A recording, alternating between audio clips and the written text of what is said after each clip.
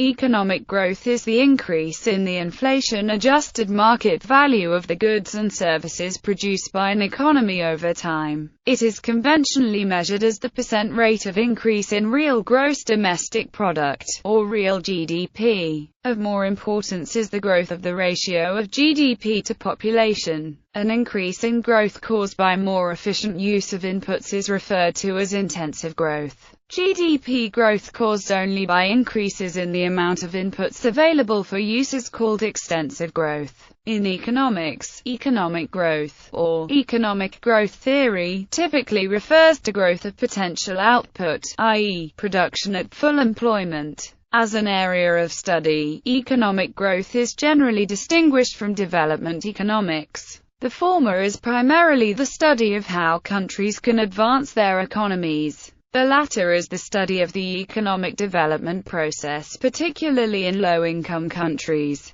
Growth is usually calculated in real terms, i.e., inflation-adjusted terms, to eliminate the distorting effect of inflation on the price of goods produced. Measurement of economic growth uses national income accounting. Since economic growth is measured as the annual percent change of gross domestic product, it has all the advantages and drawbacks of that measure. Measuring economic growth. Economic growth is generally calculated from data on GDP and population provided by countries' statistical agencies. Although independent scholarly estimates are also available, many countries have significant numbers of unregistered businesses and unreported workers which are not accounted for in the official statistics. Determinants of per capita GDP growth. Per capita output is determined by output per unit of labor input, hours worked, the percentage of the working-age population actually working and the proportion of the working-age population to the total population. The rate of change of GDP population is the sum of the rates of change of these four variables plus their cross-products. Productivity increases in labor productivity have historically been the most important source of real per capita economic growth. In a famous estimate, MIT professor Robert Solow concluded that technological progress has accounted for 80% of the long-term rise in U.S. per capita income, with increased investment in capital explaining only the remaining 20%, measures the change in output not attributable to capital and labor. Many of the cited references use TFP, increases in productivity lower the real cost of goods.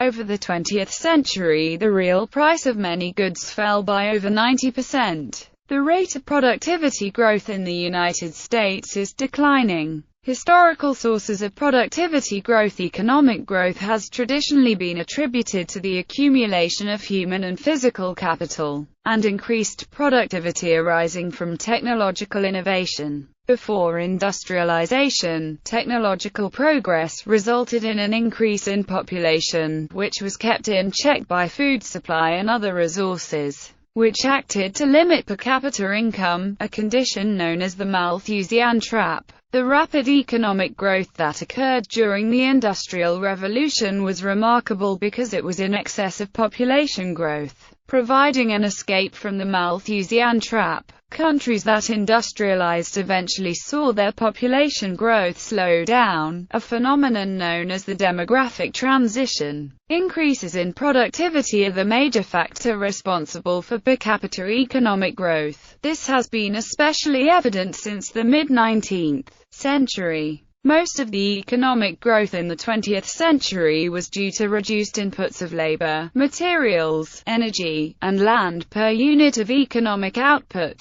The balance of growth has come from using more inputs overall because of the growth in output, including new kinds of goods and services. During the Industrial Revolution, mechanization began to replace hand methods in manufacturing, and new processes streamlined production of chemicals, iron, steel, and other products. Machine tools made the economical production of metal parts possible, so that parts could be interchangeable. See interchangeable parts. During the Second Industrial Revolution, a major factor of productivity growth was the substitution of inanimate power for human and animal labor. Also, there was a great increased power as steam-powered electricity generation and internal combustion supplanted limited wind and water power. Since that replacement, the great expansion of total power was driven by continuous improvements in energy conversion efficiency. Other major historical sources of productivity were automation, transportation infrastructures, new materials and power, which include steam and internal combustion engines and electricity.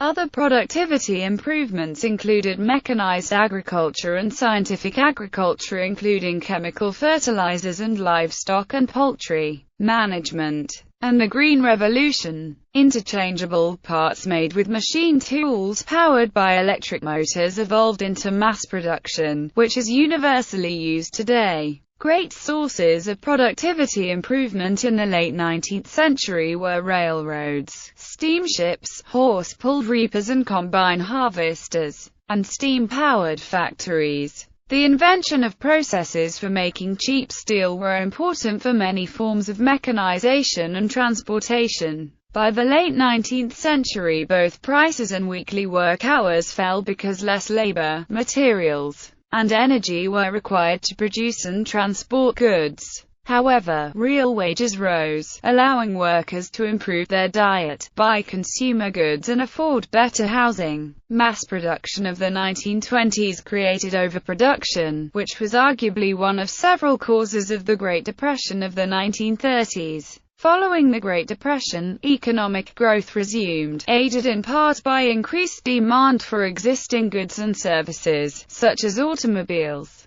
telephones, radios, electricity and household appliances. New goods and services included television, air conditioning and commercial aviation, creating enough new demand to stabilize the work week. The building of highway infrastructures also contributed to post-World War II growth, as did capital investments in manufacturing and chemical industries. The post-World War II economy also benefited from the discovery of vast amounts of oil around the world, particularly in the Middle East. By John W. Kendrick's estimate, 3/4 of increase in U.S. per capita GDP from 1889 to 1957 was due to increased productivity. Economic growth in the United States slowed down after 1973. In contrast, growth in Asia has been strong since then, starting with Japan and spreading to Korea, China, the Indian subcontinent and other parts of Asia. In 1957, South Korea had a lower per capita GDP than Ghana, and by 2008 it was 17 times as high as Ghana's. The Japanese economic growth has slackened considerably since the late 1980s. Productivity in the United States grew at an increasing rate throughout the 19th century and was most rapid in the early to middle decades of the 20th century. U.S. productivity growth spiked towards the end of the century in 1996 to 2004, due to an acceleration in the rate of technological innovation known as Moore's Law. After 2004, U.S. productivity growth returned to the low levels of 1972 to 96. Intensity as a result of productivity. The work week declined considerably over the 19th century. By the 1920s, the average work week in the U.S. was 49 hours, but the work week was reduced to 40 hours as part of the National Industrial Recovery Act of 1933. Demographic changes. Demographic factors may influence growth by changing the employment to population ratio and the labor force participation rate. Industrialization creates a demographic transition in which birth rates decline and the average age of the population increases. Women with fewer children and better access market employment tend to join the labor force in higher percentages. There is a reduced demand for child labor and children spend more years in school. The increase in the percentage of women in the labor force in the U.S. contributed to economic growth, as did the entrance of the baby boomers into the workforce. C. Spending wave. Other factors affecting growth. political institutions, property rights, and rule of law in economics and economic history. The transition to capitalism from earlier economic systems was enabled by the adoption of government policies that facilitated commerce and gave individuals more personal and economic freedom. These included new laws favorable to the establishment of business, including contract law,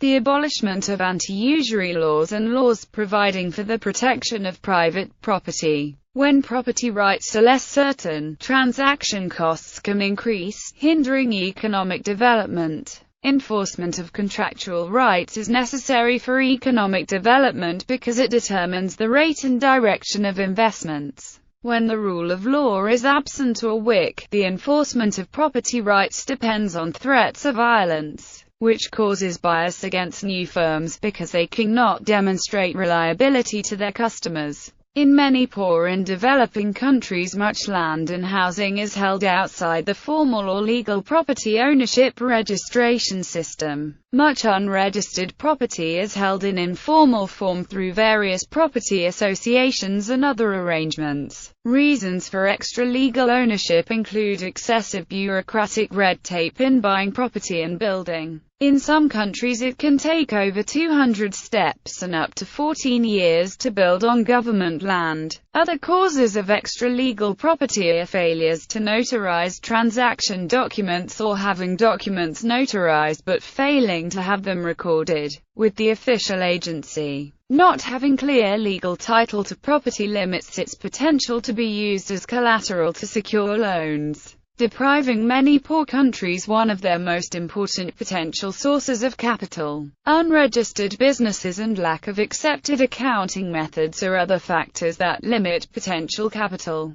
Capital in economics ordinarily refers to physical capital, which consists of structures and equipment used in business. Up to a point, the amount of capital per worker is an important cause of economic output growth. Capital is subject to diminishing returns because of the amount that can be effectively invested and because of the growing burden of depreciation. In the development of economic theory, the distribution of income was considered to be between labor and the owners of land and capital. In recent decades, there have been several Asian countries with high rates of economic growth driven by capital investment. New products and services. Another major cause of economic growth is the introduction of new products and services and the improvement of existing products. New products create demand, which is necessary to offset the decline in employment that occurs through labor-saving technology. Growth phases and sector shares. Economic growth in the US and other developed countries went through phases that affected growth through changes in the labor force participation rate and the relative sizes of economic sectors. The transition from an agricultural economy to manufacturing increased the size of the high output per hour, high productivity growth manufacturing sector while reducing the size of the lower output per hour, lower productivity growth agricultural sector. Eventually, high productivity growth in manufacturing reduced the sector size as prices fell and employment shrank relative to other sectors. The service and government sectors, where output per hour and productivity growth is very low, saw increases in share of the economy and employment during the 1990s. The public sector has since contracted, while the service economy expanded in the 2000s.